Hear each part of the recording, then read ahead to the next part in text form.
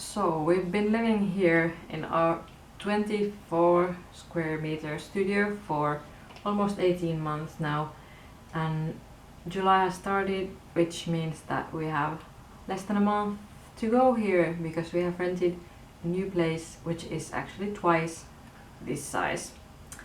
So today I will be sharing 5 things that I hate about this apartment after a year and a half of living here. But first, I have been meaning to count the square meterage myself because 24 doesn't seem too accountable with all the nooks and crannies here.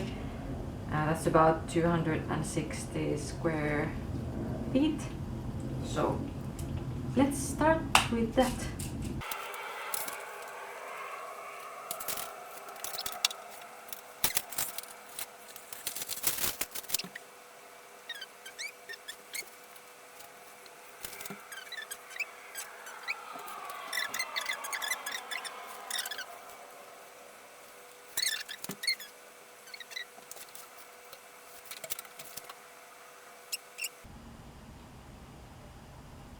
$24 might be about right. That's peculiar. Wow, I did not see that coming. Well, anyway, I really thought that it would be bigger. There we go. It's not. So 24 square meter, here we go. At church last Sunday, I heard a friend of my husband's to tell that he and his wife were living in Hong Kong for a while, and they had rented this room in a shared apartment, and it was the size of the bed plus one person could stand in the room, but not both at the same time. So I have a newfound perspective and appreciation for the size of this place, but in the Finnish standards it's not big, and those are the problems that I'm gonna share with you today. I also just checked out some of the smallest apartments that are available to rent in this city at the moment, and those are like 15 square meters, so that should be something like 170 square feet or something. And wow, those looked miserable. But I have truly been so grateful for this place. It has been God's provision from the start. We really desperately needed a new place, and this has been a homey home. The size of our new place will probably feel unreal for the first few weeks. We have never lived together in a place that big. It's 55 square meters.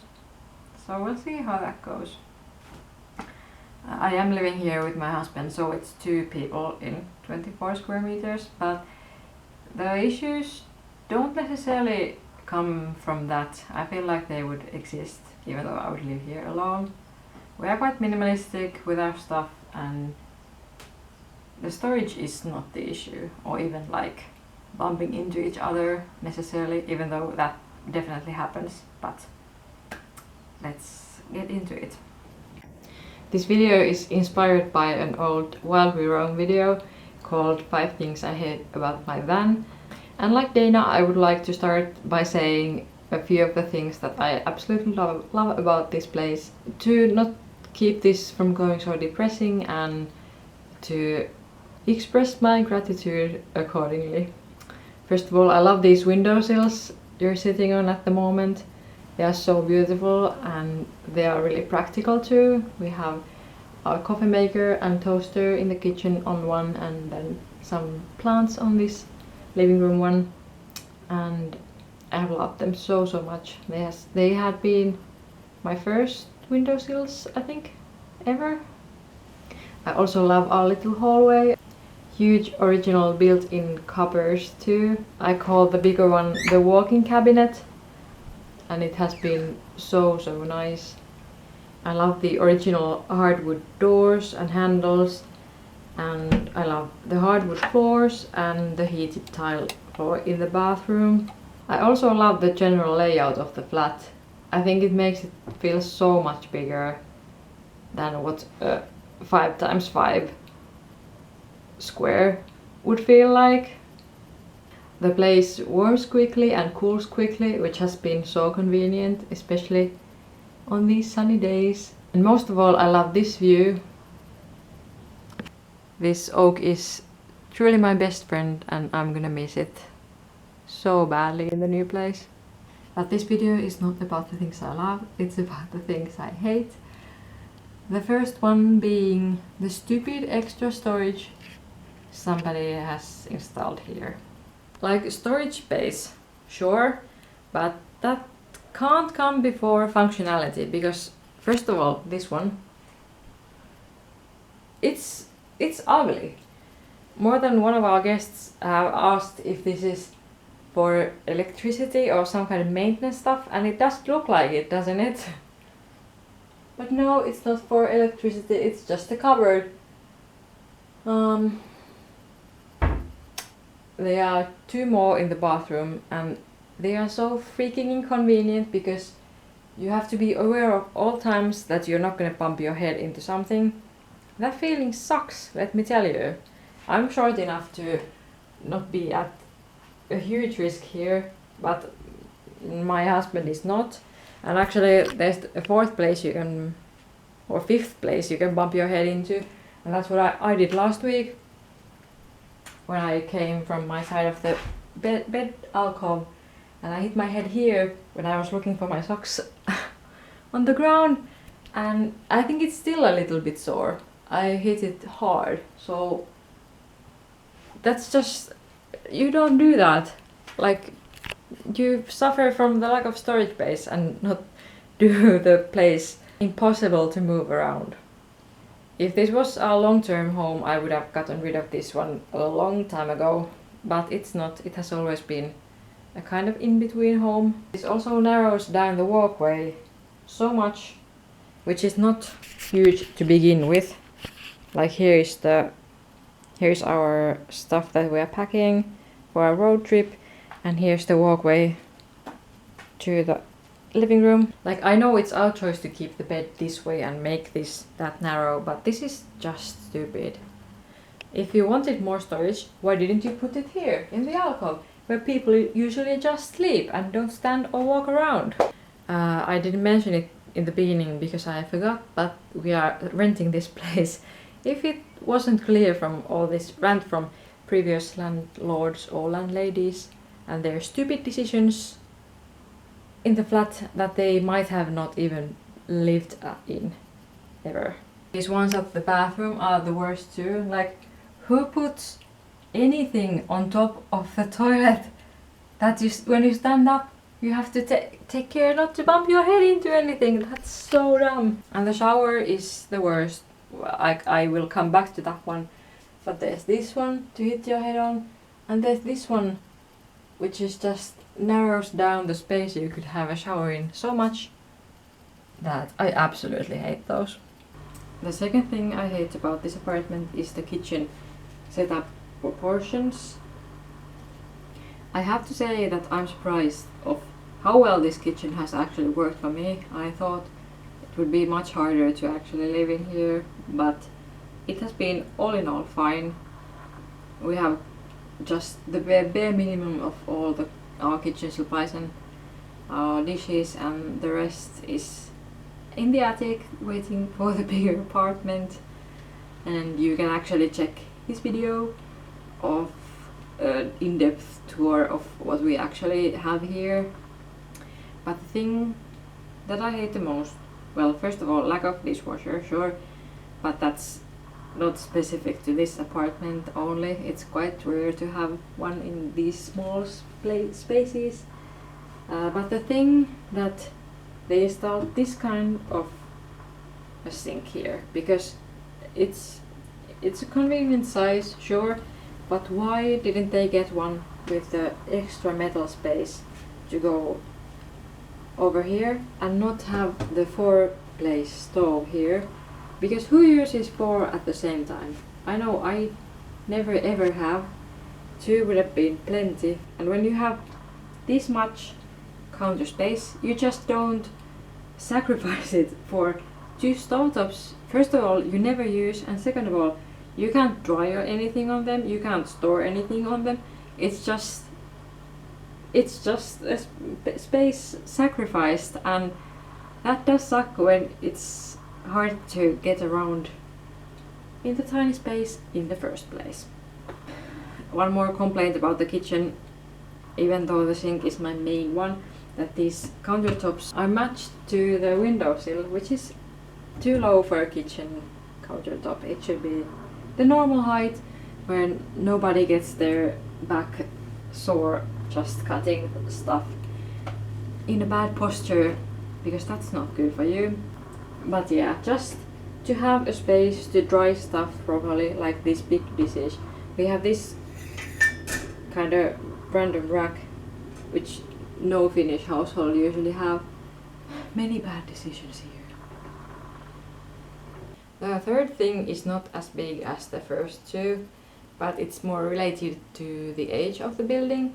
It's built in the 50s, and while that's so charismatic and lovely, it does come with its own challenges. Here it means that the electricity sockets are, if not original, very old, and they are rare and in weird places, and they feel kind of wonky when you try to plug stuff in, and that does not feel very safe. In the kitchen there is only two sockets by the sink, and they are usually plugged into the coffee maker and the toaster. And when I have to use something else in the kitchen, like my handheld blender thing, I have to do it by the sink, which might be full of dishes, full of water, and that does not feel safe either. Like, it's always water and electricity mixing kind of hazard. I actually use the bathroom ones usually to load my phone or to vacuum, which is first of all ridiculous, and second of all not very safe either, because that's a wet space too. Okay, let's get back to the bathroom, because it has many problems. And the fourth thing I hate about this place is the shower overall. It's tiny, and when you get the curtain wet, it just glues into your body. The whole layout of this bathroom sucks, I think, and we avoid taking a shower in here at all costs, because we have the open sauna on Tuesdays and our own turn to use the sauna in the first floor on Saturdays, so it's not that bad anymore. But when we first moved in here, we had 0 sauna opportunities during the week, and that was not great.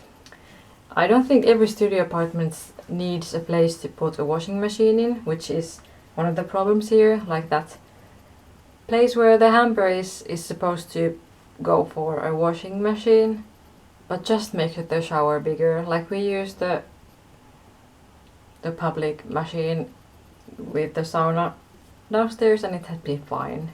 Even just taking these stupid storage spaces out of the bathroom and just putting in a foldable glass door thing would have gone a long way. The final thing is one that maybe is a tiny bit related to my husband, and it is that I'm cleaning and organizing all the time. I'm kidding though, it's one of my responsibilities in the household, and I generally don't mind it, but it's just all of the time, and I'm pretty done with it by now. Obviously you have to organize a space continuously, and it's not a task that you necessarily ever finish. In the same way that you always have laundry to wash and always you have groceries to shop, but it's just, if you have lived in a studio or a tiny house or anything like that, a boat, anything, you know what I'm talking about. Like, you make a mess by doing anything at all, and then you can't do anything else because there's stuff on the floor or stuff on the table. I'm actually dreading this moving process because we have nowhere to put the boxes, and once I start packing, the space is pretty much unlivable. So let's hope and pray for good weather on those 2 weeks so that we can just chill outside all the time. I think that's the biggest thing that's gonna be so nice in the new place, that we can have mess in one room and then still have 2 other rooms to live in and not clean up and organize all the time. If I owned this place, I would make some kind of different approach in the alcove, probably built in some kind of heightened bed that would go that way, and to just level up the sleeping area to make it more separate from the other room. I learned that from a Swedish interior design show called Halvrum och kök, half room and kitchen, and that was brilliant. I don't know if that's streaming anywhere anymore, but watch it if you can. It's great. Then there could be like a lot of storage underneath the bed. I know we have some, but if it would like a meter high and have huge drawers, that would be helpful for sure. And those lifted up alcoves and beds in the TV show were so cute, and they just looked the most comfy spots ever, so I think that would be a really smart choice here. To have something built into, like not anything DIY and wobbly. So there we go. 5 things, 5 cons of living in this place. But it truly has been a privilege to live here. The area is beautiful and green, and all buildings are built during the 50s. And I don't think we are gonna afford a bigger place here anytime soon, if ever. So this has been our chance to live here, and I'm really grateful for that. It has been a special time, and I will miss this place and this neighborhood.